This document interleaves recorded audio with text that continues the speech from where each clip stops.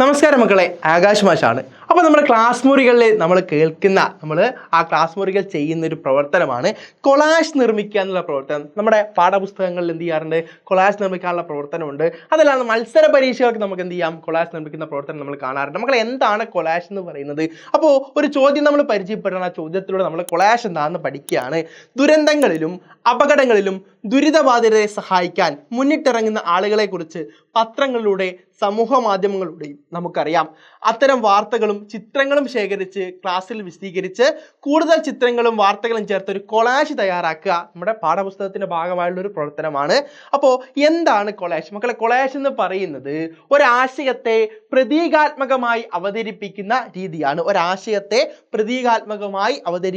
രീതിയാണ്. ചിത്രത്തിൽ ഒരു കൊളാഷ് നമുക്ക് കാണാം അല്ലെ? ചിത്രത്തിൽ ഒരു കൊളാഷ് കാണുന്നുണ്ട്. ഒരു പ്രതലത്തിൽ, ഒരു ബാക്ക്ഗ്രൗണ്ടിനകത്ത് എന്ത് ചെയ്യാം? നമുക്ക് വിവിധ സാധനങ്ങൾ ഉപയോഗിച്ച് എന്ത് ചെയ്യാം? കൊളാഷ് നിർമ്മിക്കാം. നമ്മൾ എന്തൊക്കെയാണ് ഉപയോഗിക്കുന്നത്? ചിത്രങ്ങൾ, പത്ര കട്ടിങ്സുകൾ, അതുപോലെ തന്നെ വർണ്ണക്കടലാസുകൾ, പിന്നെ തുണികൾ, പിന്നെ നമ്മുടെ ഇലയുടെ കഷ്ണങ്ങൾ, ഉണങ്ങിയ ഇലകൾ, ഇതൊക്കെ ചേർത്ത് എന്ത് ചെയ്യാറുണ്ട്? കൊളാഷുകൾ നിർമ്മിക്കാറുണ്ട്.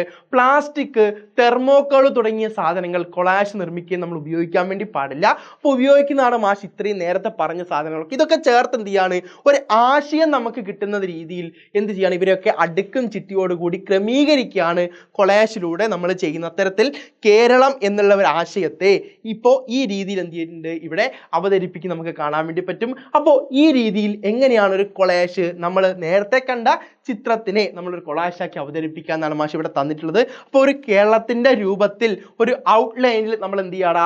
പ്രധാനപ്പെട്ട വാർത്തകൾ എന്ത് ചെയ്യുന്നു? അത് ശേഖരിച്ച് അതിങ്ങനെ ക്രമീകരിച്ച് ഒട്ടിച്ചു കൊടുക്കുന്നു. ഈ രീതിയിൽ കൊളാഷ് നിർമ്മിക്കാം. അപ്പോൾ നിങ്ങൾ എന്ത് ചെയ്യുക? ഇത്തരത്തിൽ കൊളാഷുകൾ എന്ത് ചെയ്യുക? ചെയ്ത് പഠിക്കുക. നിങ്ങൾക്ക് എന്ത് ചെയ്യാം? അത് തീർച്ചയായും ഉപകാരപ്പെടും. അപ്പോൾ അങ്ങനെ നിങ്ങൾക്ക് കൊളാഷ് ചെയ്യാൻ വേണ്ടി ഒരു ചോദ്യമാണ് മാഷ് നൽകുന്നത്. മലയാളികളുടെ ദേശീയ ഉത്സവമാണ് ഓണം. ഓണക്കാഴ്ചകൾ ഉൾപ്പെടുത്തി ഒരു കൊളാഷ് നിർമ്മിക്കുക. മക്കളെ, ഓണക്കാഴ്ച നിർമ്മിച്ച് ഒരു കൊളാഷ് നിർമ്മിക്കുക. തീർച്ചയായും പ്രവർത്തനം നിങ്ങളെ സഹായിക്കും.